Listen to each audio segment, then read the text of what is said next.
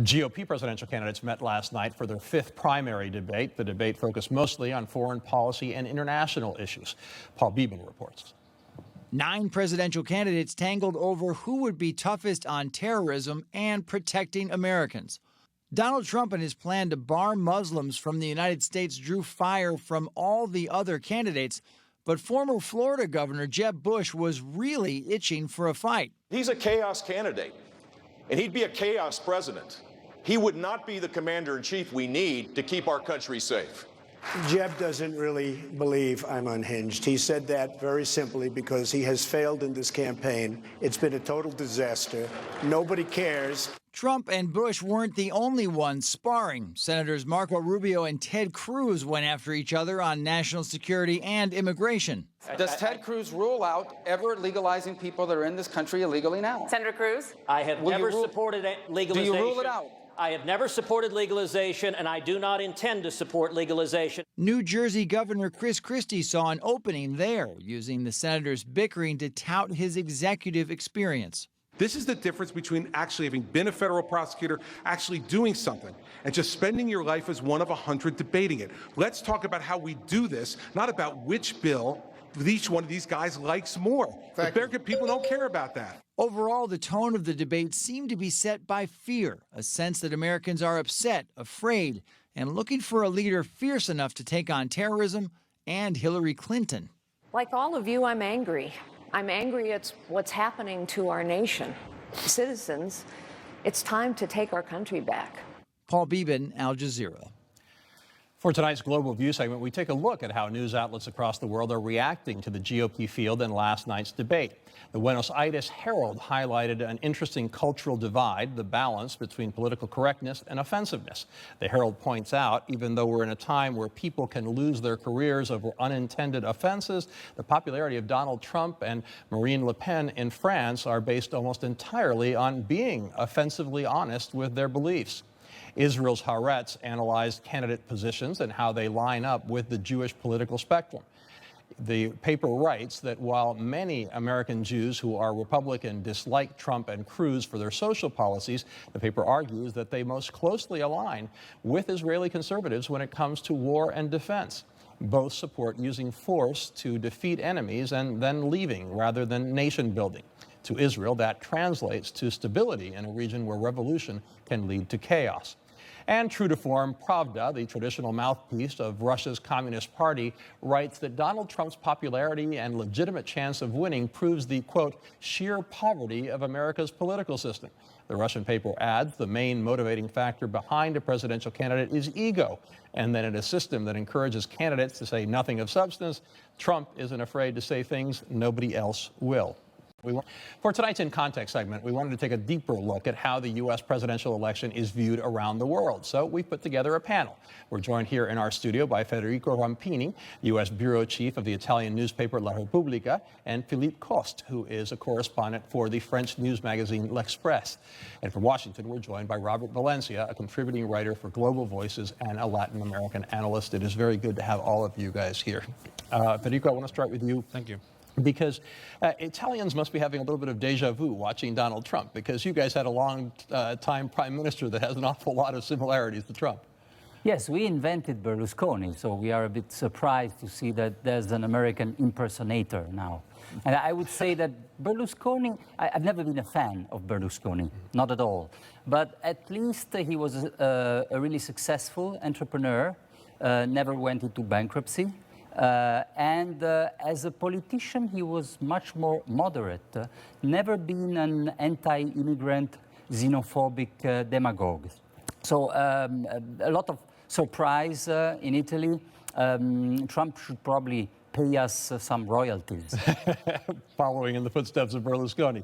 Philippe, France has its own similarities to what's going on in the United States, because there has been, a rise in anti-immigrant sentiment, and Marine Le Pen's National Front did awfully well, especially in the first round of the elections in France. So there are some similarities as to what we're seeing here and what you saw in France this month. Yeah, actually, Marine Le Pen and Donald Trump are cashing in on the same malaise of the population. It took the French press was struck by the similarity between the malaise of the middle class in France, the fear of the unknown, the fear of the outside world, and well, actually could compare the exploitation that was made by Donald Trump and by Marine Le Pen of this kind of imbalance, of feeling of a lack of protection. So and Robert, Latin America has seen a turn to the right, especially with Mauricio Macri being elected president of Argentina. He's also a wealthy businessman, but the similarities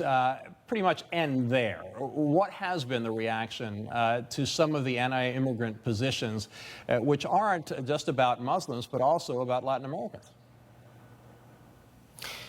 Thank you, Antonio, for the invitation. Well, certainly Latin America is paying close attention to what's happening in Washington. However, I think Latin America will pay a much closer attention once we know who the official Republican candidate and the Democrat candidate is going to be.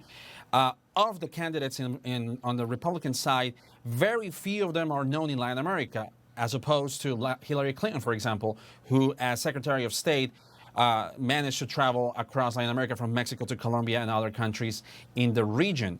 Now, of course, you mentioned Mauricio Macri from Argentina, but we also have U.S.-friendlier countries that are also from the left, such as Tabaré Vázquez from Uruguay.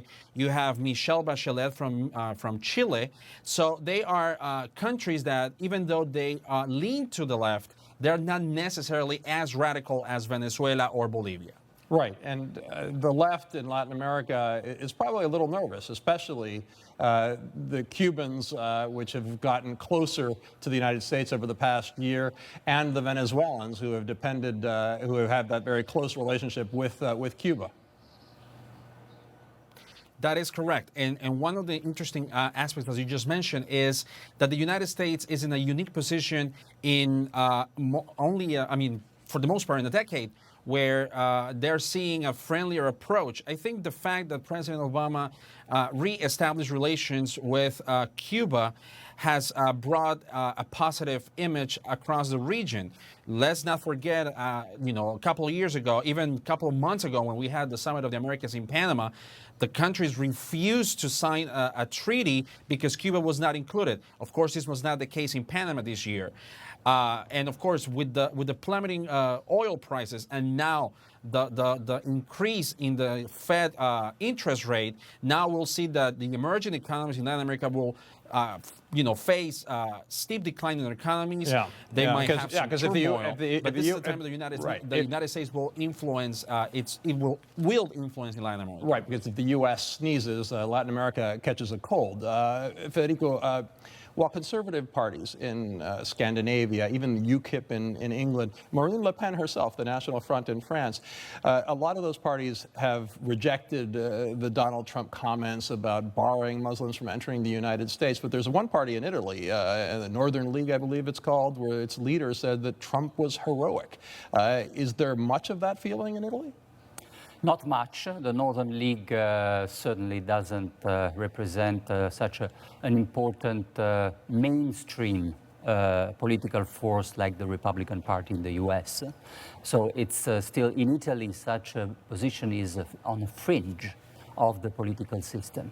And also Italians, like many other Europeans, have considered America for years as a model in terms of integrating immigrants. We have seen America as a very dynamic economy, its technological prowess linked to the capacity to attract immigrants. Right, and polls show that Italians are more welcoming to immigrants than much of Europe. Not so much the case in France, Philippe, where there are less than half of the French want more refugees coming into France. But I know the French have not been big fans of George W. Bush or Barack Obama. Are they paying much attention to the Republican field? Actually, I have a harder time now than ever publishing stories on those debates. Really? I have to say, it's called the silly season. It's true, and for a reason. But actually, it casts a very, in my opinion, in France, a bad image of the American politics. And also, it's one of the factors that contributes to the distrust of Europeans, or especially the French, towards American politics in general. There was George Bush with the Freedom Fries, then this kind of aloofness and distance by Barack Obama, and now the virtual unknown about what will come out of these elections, and also a very big disappointment. Also, Federico said that about the capacity of this country to become xenophobic and to applaud this kind of speech, when actually America was seen as a model of integration. Robert, what is, as Philippe was talking about, the image of the United States and Federico also in Italy, what's the perception throughout Latin America of the U.S. now? President Obama promised to improve that image around the world. Has it in Latin America? To some extent, yes. I mean, of course, we had some gaffes along the way when President Obama called Venezuela a terrorist nation, when in reality, you cannot blame the number, the 28 million Venezuelans who live in this country and call them terrorists. I think that was a poor move by the administration. The fact that he was called deporter-in-chief by the National Council of La Raza here in Washington, D.C., it purported a negative image. But for the most part, I think President Obama has done a better job in improving U.S.-Latin American relations if we compare it to George W. Bush, who pronounced the infamous word, "Oh, Brazil is so big," when he visited Brazil. That was an indicative that Bush was not very knowledgeable of the region. Right, right. And Philippe, what about Middle Eastern policy among these candidates? Because France has seen its share of influx of refugees and problems, especially in Calais, where there have been these large encampments of refugees trying to make it to Britain. So what is the reaction to these tougher policies that are being proposed by the Republican candidates? Well, it adds to the uncertainty. You have to remember that the French, especially François Hollande, our president, was deeply disappointed by Barack Obama on Syria, for example. In 2013, Barack Obama was rallying Europe for a whole summer for bombings in retaliation to the gassing of this population by Bashar al-Assad. And all of a sudden, for internal political reasons, it stopped. Barack Obama renounced and changed totally his plans, leaving France totally in the dark and alone in the arena. So there's a lack of trust. Also, the whole story about this competition on who will carpet bomb more than the other that we saw yesterday is absolutely not reassuring, doesn't promote really a coherent policy. Yeah, I have the same question for you, Federico, because Italy and Greece have really been the two big entry points for all these refugees. So what is the reaction to these get tough policies in the Middle East? And of course, the inflow of refugees is linked to the civil war in Syria. So we have Europeans and Americans have a common enemy in that area. It's the Islamic State. And many European countries are still looking to the United States for leadership. What they saw yesterday in the Republican debate was not really anything reassuring. On the contrary, statements like Ted Cruz saying that he will carpet bomb the Islamic State into oblivion, this is not a foreign policy. It's like as if these candidates were briefed on foreign policy by Hollywood script writers. It's posturing. I only have a minute left, so I want the two of you to, Robert already mentioned Hillary Clinton being better known in Latin America. In France, would she be received better or worse, do you think, than any of the Republicans? She's hugely popular in France, and also she's gained a reputation, a good reputation as a Secretary of State also, and she's a familiar figure in France since the Clinton era in a way, and also extremely respected in his sense, and most French don't really understand the bad image he may have for a part of the population in the US. What about in Italy, Federico? I agree. Europeans still, most Europeans, not all of them, but most Europeans still look for competence, expertise, know-how in a future president. So they see some of these qualities in Hillary Clinton, not in any of the Republican candidates, at least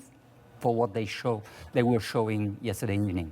Interesting discussion to listen to what people from around the world are thinking about this. Federico Rampini of La Repubblica, Philippe Coste of L'Express, and Robert Valencia from Global Voices. Very good to have you all with us tonight. Thank you.